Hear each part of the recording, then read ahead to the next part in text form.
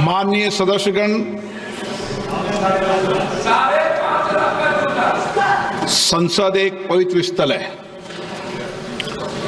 और इस भवन की एक उच्च गरिमा, प्रतिष्ठा, मर्यादा है और इसी भवन में हमने आजादी भी प्राप्त की है और दुनिया का सबसे बड़ा लोकतंत्र सर्वोच्च प्रतिनिधि संस्था है। संसद में देश की आकांक्षाओं, अपेक्षाओं को पूरा किया जाता है। सहमति असहमति हमारे लोकतंत्र की परंपरा रही है, जो संविधान बनते समय भी हमने अभिव्यक्ति की है। लेकिन मेरा आपसे आग्रह है कि हमें गरिमा रखनी चाहिए।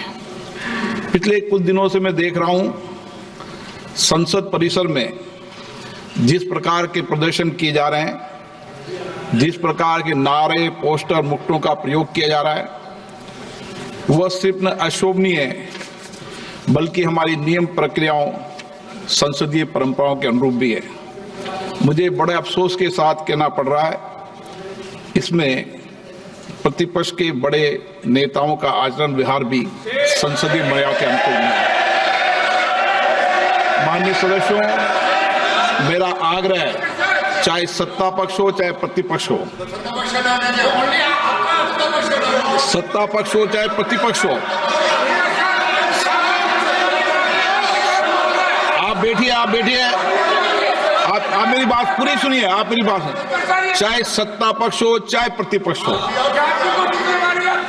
सभी दल के लोग संसद की गरिमा, परंपरा, मर्यादा, प्रतिष्ठा को बनाए रखें।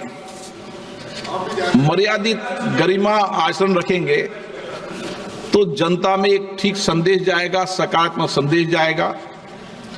इस लोकतंत्र के मंदिर के प्रति लोगों की बहुत आस्था, विश्वास है।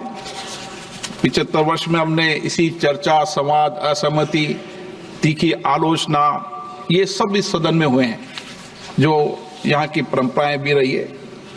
आप सकारात्मक सहयोग करें, जो कुछ भी विषय मुद्दे हैं आप आकर चर्चा करें। सत्ता पक्ष से प्रतिपक्ष के लोग आपस में बैठकर चर्चा करें, सदन को चलाने का प्रयास करें। प्रश्नकाल एक महत्वपूर्ण समय होता है। पूर्व में भी कई बार चर्चा हुई कि प्रश्नकाल में हम सदन को चलने देंगे। मुझे आशा है कि आप इस परंपराओं को, परिपाटियों को और इस सदन की पीठ को आप सकारात्मक सहयोग करेंगे और सदन गरिमा से चले, ये मेरी अपेक्षा है। प्रश्नकाल और कोई विषय है तो प्रश्नकाल के बाद आप विषय को शून्यकाल में अपने विषय को रखें, ये मेरा आपसे आग्रह है। हमसे जुड़े रहने के लिए हमारे YouTube चैनल को सब्सक्राइब करें और नई वीडियो की नोटिफिकेशन के लिए बेल आइकॉन को दबाएं।